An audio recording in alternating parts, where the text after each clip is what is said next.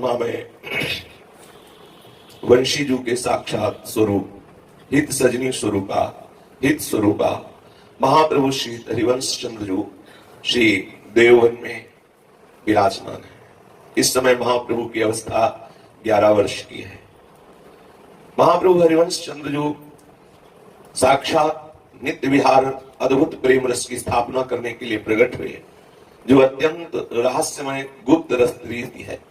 गुप्त रस रीति ऐसी है कि जो आगम निगम पुराण अगोचर, वेदों ने केवल इतना संबोधन कर दिया, रसो वैशा रसम हृदयाम लब्ध्वा आनंदी भवतु।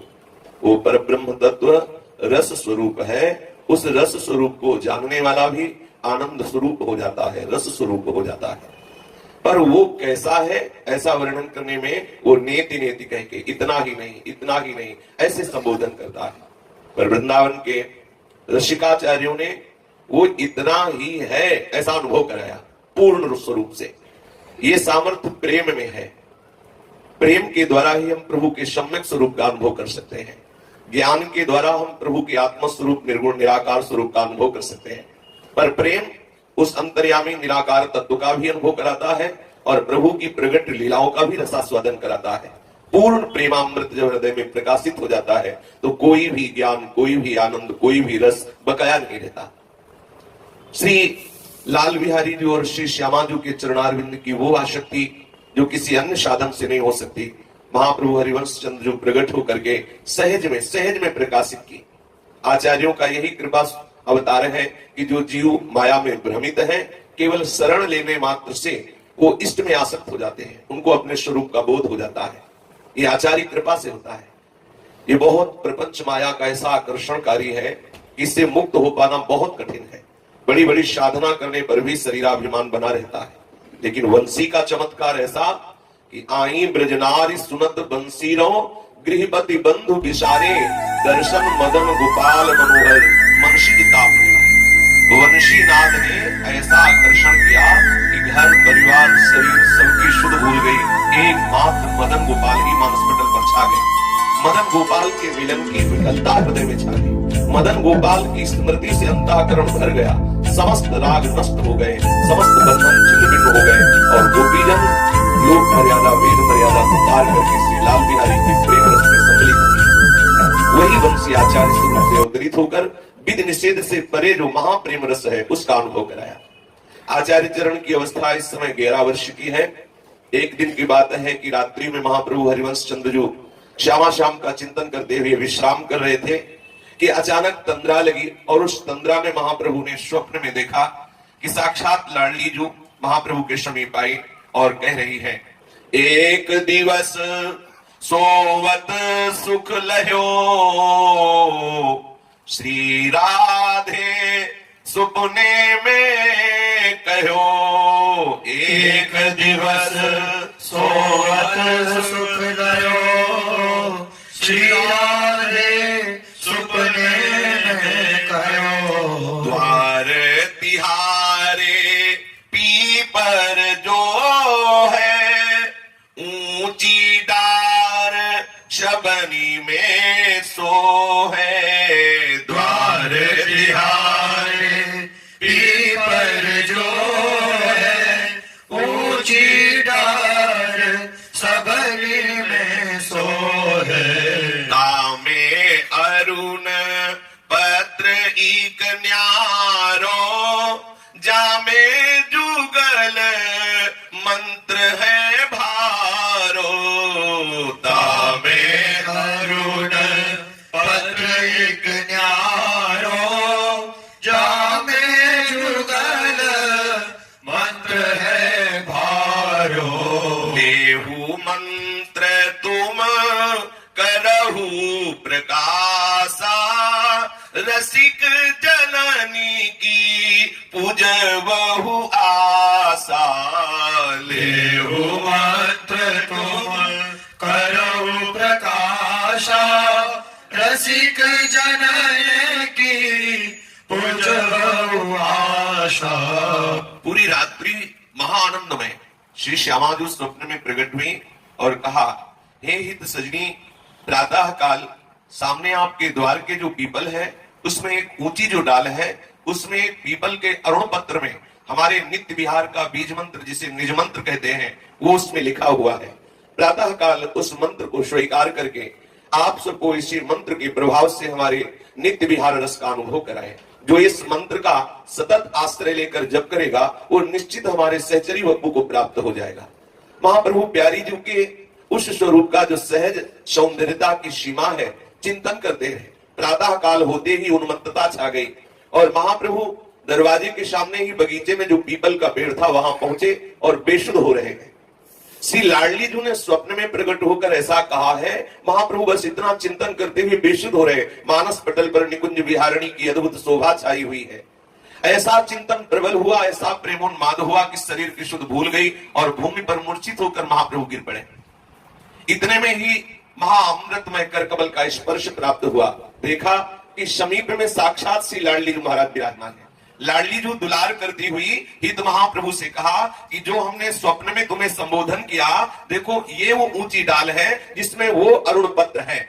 करत भजन एक दिवस लाडली छवि मन अटको, करत भजन एक दिवस लाडली छवि मन अटको, रूप सिंधु के माही परो कहूँ जात न भटक्यो, रूप सिंधु के माही परो कहूँ जात न भटक्यो, दिवस होई तन भय तन्मय प्यारी के, दिवस होई तन भय तन्मय प्यारी के, झुके अवनी पे शिथिल होई सुख में भारी के, झुके अवनि में शिथिल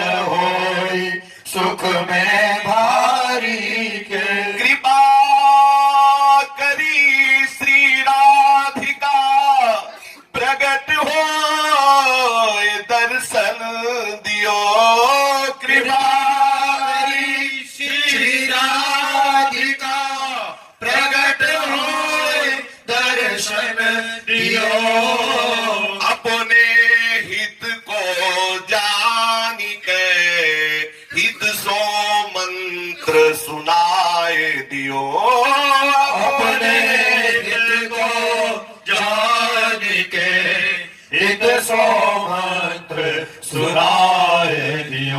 महाप्रभु श्री लाडली जी के चिंतन में डूबे हुए ऐसे बेसुध हो गए कि मूर्छित होकर उसी पीपल वृक्ष के समीप भूमि पर लुढ़क गए।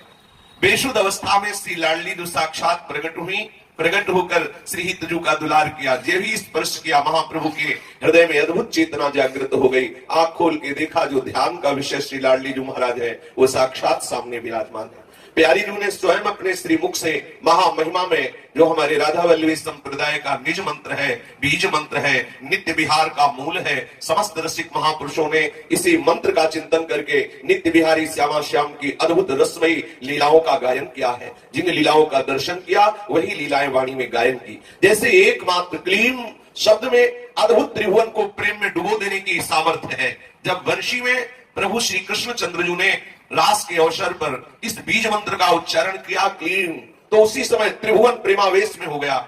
जो जड़ थे वो चैतन्य हो गए, जो चैतन्य थे वो प्रेम समाधि में डूब गए। सूखे पत्थरों में भी रस आ गया, सूखे काष्ठ भी द्रवित होने लगे। ऐसा चमत्कार। फिर ये तो निकुंज का निज मंत्र महाप्रेम स्वरूप है। इस मंत्र का सहज ऐसा प्रभाव है, कोई श्रद्धा पूर्वक जपे तो बहुत शीघ्र हृदय द्रवित हो जाता है। द्रवित हृदय संपूर्ण विकारों से रहित हो जाता है। और प्यारी जो ऐसे सामने दर्शन देते हैं, ऐसे सामने जैसे हम आपको देख रहे। इन्हीं नयनन सब सुख देखे, अपनो जन्म सुफल कर लेखे। देह भाव का नाश होते ही मंत्र के प्रभाव से भाव देह की प्राप्ति होती है। जब तक देह भाव है तब तक चाहे वो ज्ञान मार्गी हो, चाहे वो भक्ति मार्गी हो, अपने लक्ष्य तक नहीं पहुंच सकता।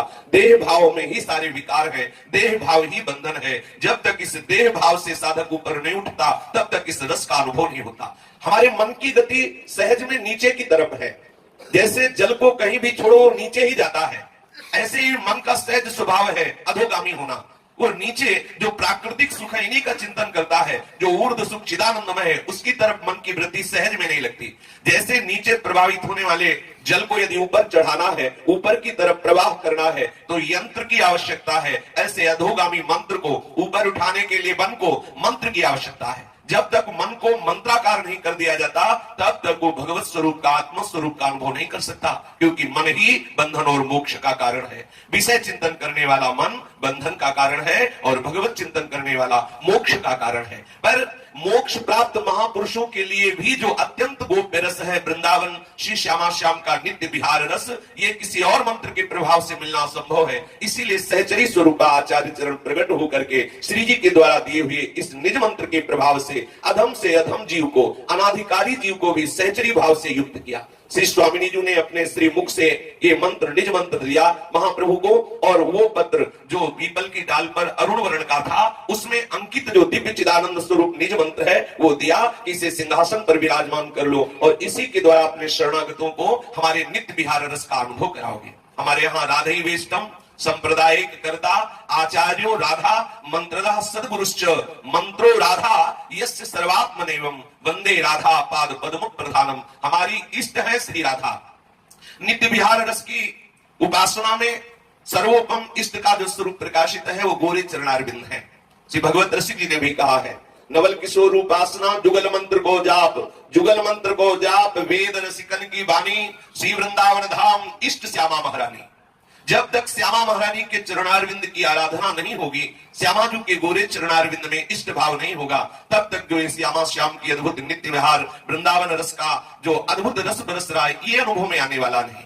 तो राधई वेष्टम हमारे वृंदावन नित्य विहार रस में आराध्य स्वरूप से, इष्ट स्वरूप से गोरे चरणारविंद है। कल की चर्चा में सुना श्री राधा जुग चरण निवास, जस वर्णो हरिवंश विलास, श्री हरिवंश गाई हो। श्री गोरे चरणारविंद ही हमारे आराध्य देव हैं। इन्हीं के प्रभाव से श्री लाल बिहारी सदैव अधीन रहते हैं और वो जुगल रसकेली का, जुगल श्रीअंगों के श्रृंगार का, जुगल की महाअद्भुतमय लीला का रसास्वादन करने का उपासक अधिकारी हो जाता है।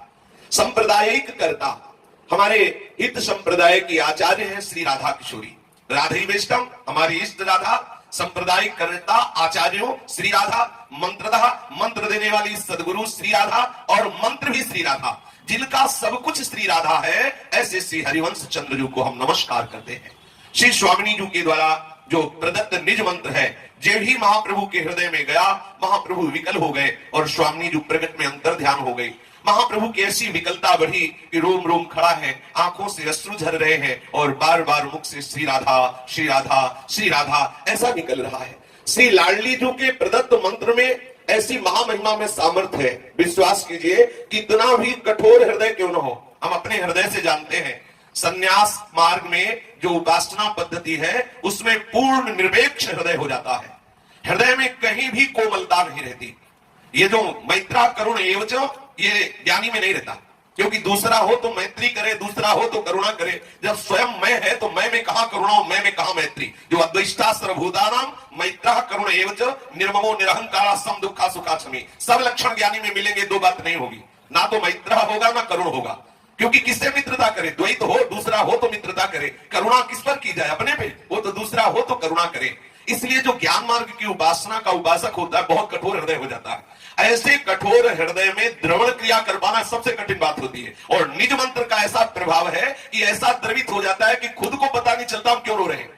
रोने का कारण खुद को पता नहीं। अगर पूछा जाए कि क्यों रो रहे हो, कोई भाव का प्रसंग है क्या, तो बिना प्रसंग के, बिना भाव के प्रसंग के भी अश्रु प्रवाह होते रहते। ये ऐसे निज मंत्र का महामहिमा में प्रभाव है। आचार्य चरण प्रेम से विकल है। श्री व्यास मिश्र जी को सूचना मिली कि हरिवंश चंद्र जी बगीचे में पीपल के वृक्ष के नीचे विकल हुए मूर्छावस्था में है। श्री ठाकुर रंगीलाल के समीप उनको परिकर जनों ने गोद में ला करके विराजमान किया। काफी समय के बाद श्री महाप्रभु को बाह्य चेतना जागृत हुई। जो मंत्र गुप्त रूप से प्यारी जी ने अपने श्री मुख से दिया, वही मंत्र पीपल के पत्ते में अंकित करके दिया। वो मंत्र सिंहासन पर महाप्रभु ने विराजमान किया नवरंगीलाल जी के पास। और उस मंत्र के प्रभाव से बड़े बड़े रसिक महापुरुष देववन में ही बन गए। जो भी शरण में आता महाप्रभु उनको मंत्र प्रदान करते, क्योंकि आचार्य है। आचार्य के मंत्र प्रदान करते ही और आचार्य के चरणों का आश्रय लेते ही नित्य बिहारी श्यामा श्याम का रंग उपासकों के हृदय में चढ़ने लगा। दसों दिशाओं में फैल रही थी।